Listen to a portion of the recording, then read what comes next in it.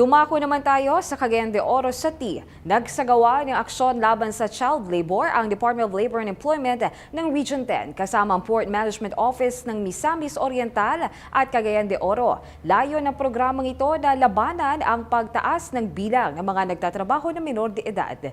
Narito si Michelle Cruz para sa detalye.